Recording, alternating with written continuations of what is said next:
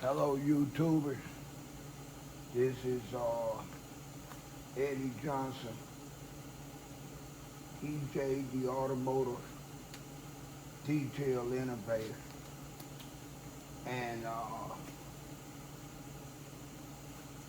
in April, the first week of April, will make my 6th year working for BMW dealership.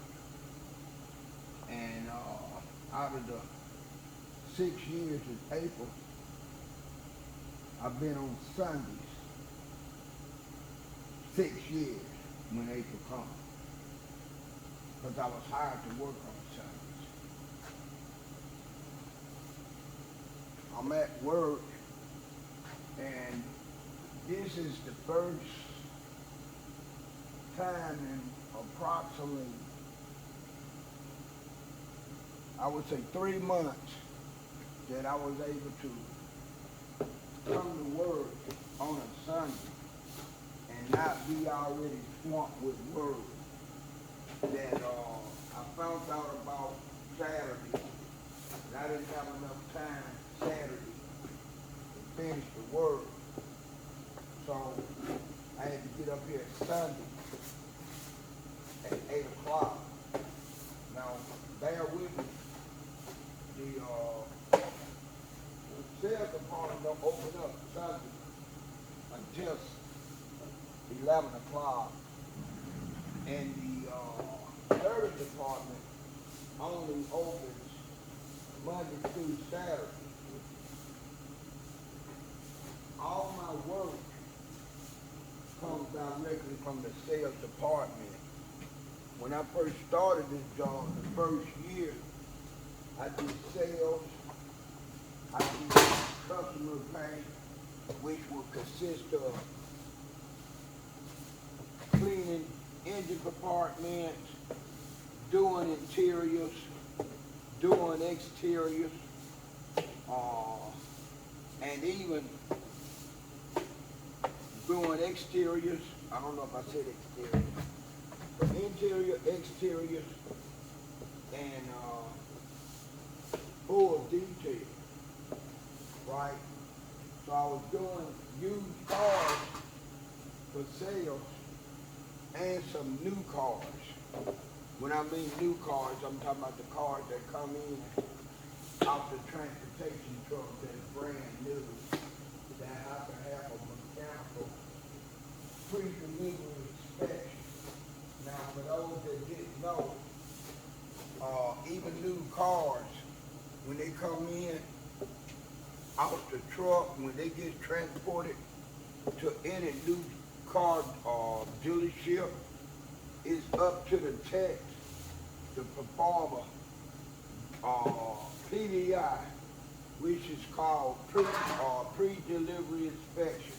They got to make sure everything works properly before the car go out on the lot. Okay, the part that my department did, which is now a total of 7 people, but what our department did, the detail department did, we would, after the car got PDI, when the car got ready to be delivered to the customer, it was our job to get the car ready. Or is making sure the car is washed properly, get some instant paint care over it, which is a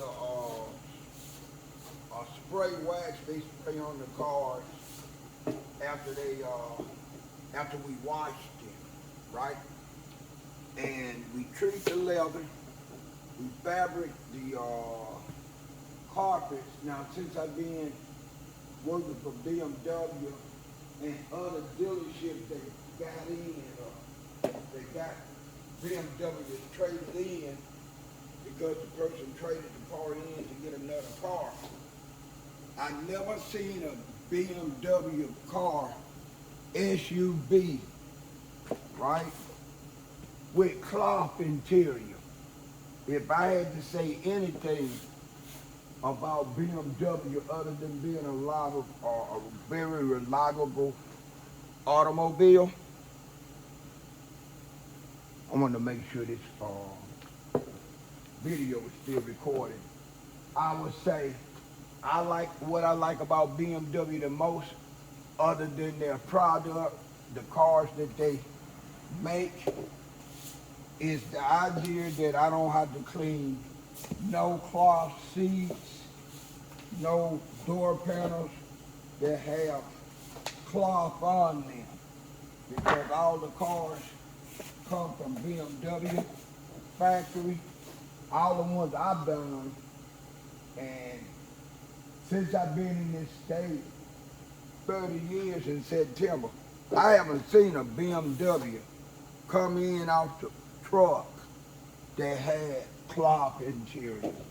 Now for those that don't, well I won't say don't, let's just say familiar, not familiar with BMW line of product, it's very seldom you'll work at a dealership, a new car dealership, that cars don't have upholstery seats. Okay, you already got to deal with the carpets, right? So when you buy a car from Chevy, Toyota, Buick, Dodge, Ford, Nissan, Subaru, I'm trying to think of other car lines. Oh, Volvo, BMWs, 99% of the time, you're gonna get upholstery. The only reason the car won't come with upholstery is it'll come with leather seats, unless it's a special option or you order that car like that. Other than that, it's gonna be cloth. It's bad enough having to clean carpets. When you got a car that had kids and dogs in them, you know, like a lot of people out in the Pacific West, most of them got animals, a great large of them, let's put it like that. They got animals to the degree to where now you can get your animals health insurance. And I'm not mistaken, you might even get a life insurance.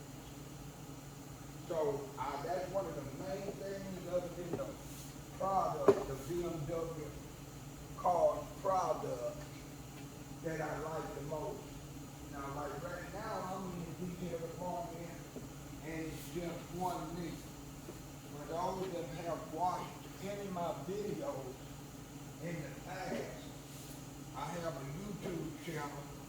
I think I got about 360 videos on it. And out of the 360 videos, they're all talking about some form of automotive detailing. Okay, I probably should have mentioned to y'all that I'm in the process of cleaning up my workspace a little bit. Sometimes I get so busy with the job tasks that I have, and if an automotive detailer or anyone considering getting in the automotive detailing trade, if you're not capable of multitasking, and if you can't learn how to multitask, this is not the kind of job for you. If you can find yourself juggling 5 to 8 things at different times, and when you're doing that, it's easy to forget where you left off at. And a lot of times when people are not sure, they just won't go back over it to make sure.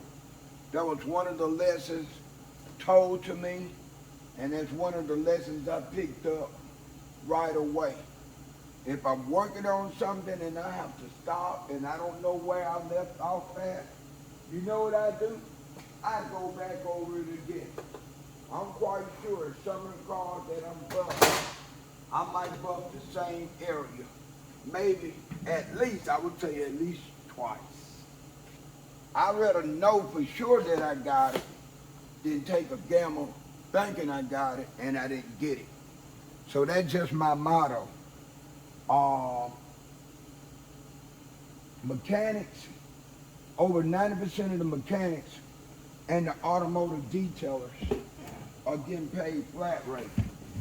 Getting paid flat rate put a lot of stress on mechanics and detailers, especially the mechanics and detailers are technicians that haven't been turning wrenches for a long time. That can make them feel irritable or jumpy, thinking they're not going to make the money they want to make. So they go as fast as they could possibly go, and a lot of things get overlooked.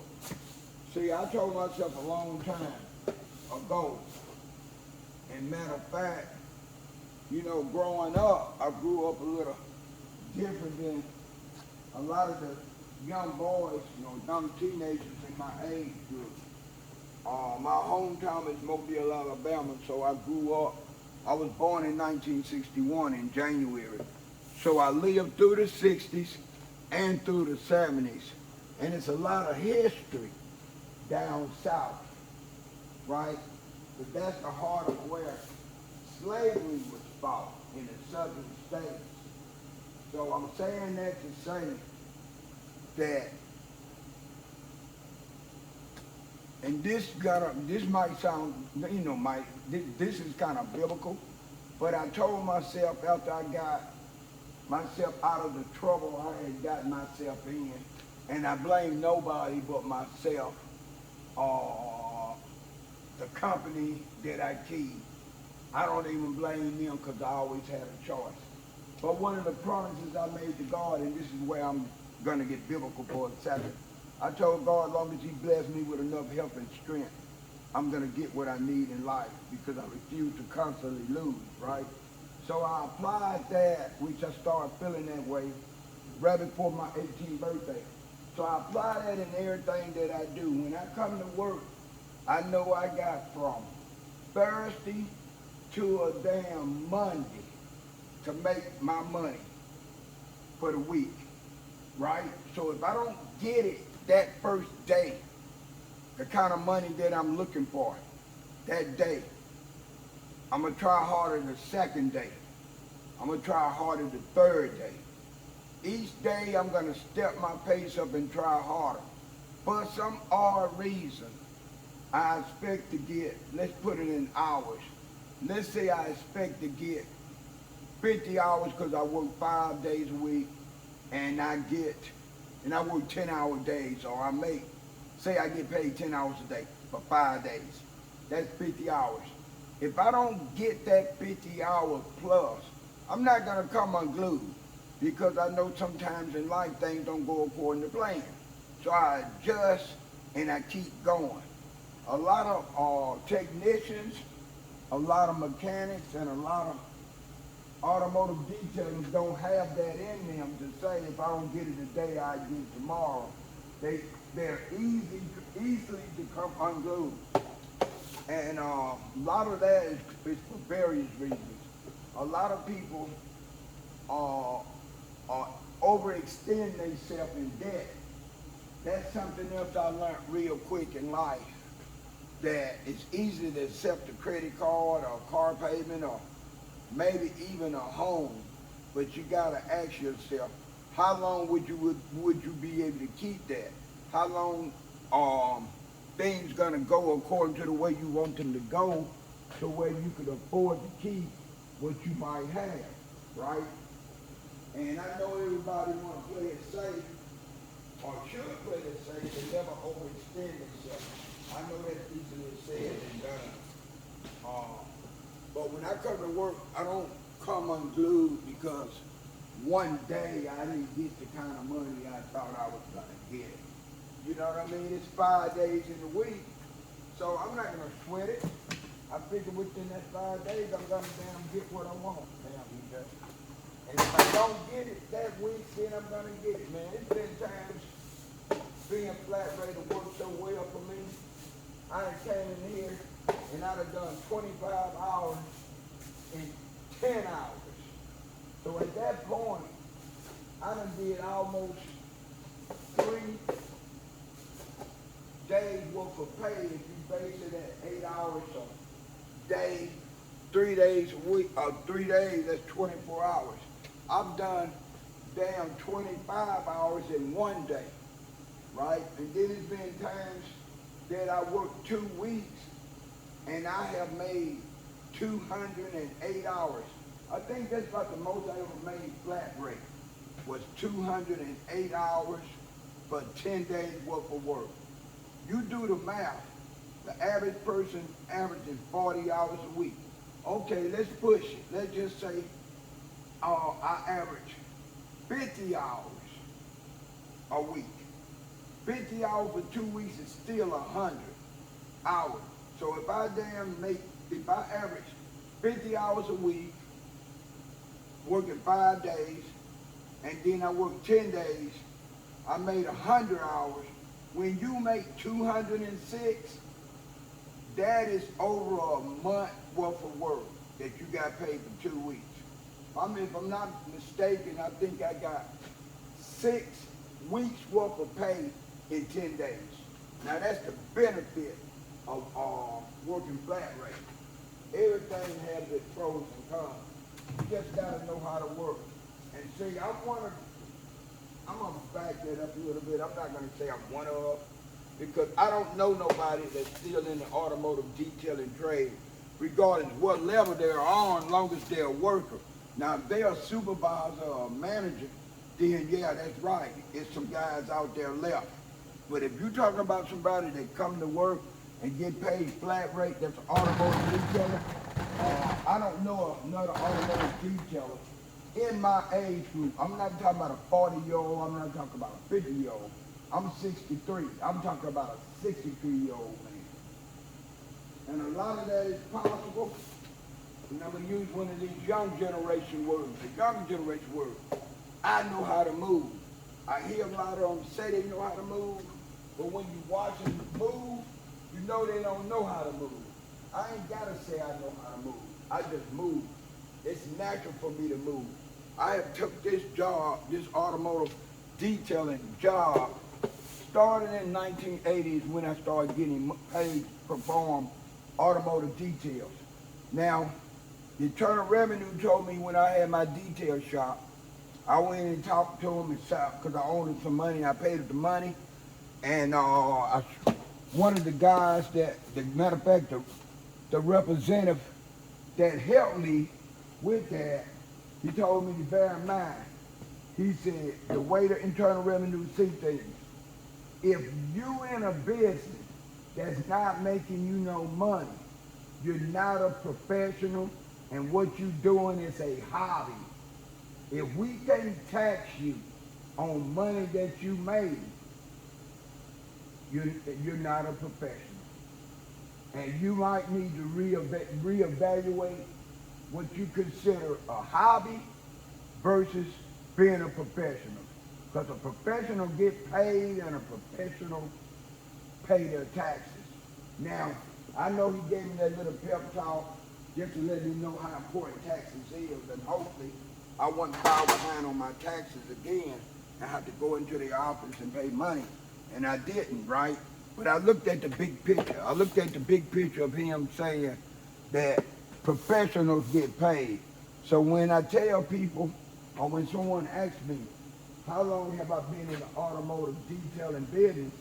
I tell them, I've been in the automotive detailing business professionally since 1980. And they ask me why I say professional. I say that's when I started getting paid. And you're not a professional unless you're making money for what you do. It's what I tell them. So that's what I tell anybody. The worst thing that's going to happen to me is that I'm going to get too old to be able to do this job.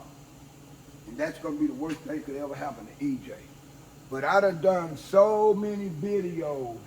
I got so many pictures of me detailing motorcycles, mobile homes, boats, snowmobiles, cars, trucks, right? That I'll be able to sit on my ass and for 24 hours plus, I can watch non-stop videos of myself or video movies that I have done and let me know what I did, how I could have possibly done it better, and remind me, and just not just me, but anybody ever looked at it, especially my grandkids, that their grandfather knew that he was doing. He knew how to move. So I got my area cleaned up pretty good, but now I got a car straight across from y'all, from the camera. It's in the wash bay over there, straight over. So I'm gonna prep this car, get my day started. Sales will be here probably about another 45 minutes. It actually felt good to be able to come in here for a change and catch my breath. It's been over 2 months where I could come in here on a Sunday and I got enough time to sweep my floor. Usually I try to do it on a Monday because Monday is my Friday. But today, because how yesterday went, I stepped up, I got cars out. I didn't have nothing lingering over where I had to come in this morning at 8 o'clock and I got here at 9 o'clock. And it actually feels good. I can take a deep breath and I can blow it out. And what I don't have is somebody riding my back right now. I enjoy working at this dealership on Sundays because service is closed. Sales don't get here till right before 11. So if I get here early enough, anything I need to do, from doing a video right quick, or sitting down, eat, maybe I might make some calls. Majority of my relatives are still in the South. Tennessee, Georgia, and Alabama. So they're on a different time zone. That allows me to be able to sit down and take a breather and maybe make some phone calls. This is EJ, the Automotive Detail Innovator. And I don't even know what I want to call this video. I'll think of a name before I post it. But I'm about to sign off. Have a blessed day. Peace.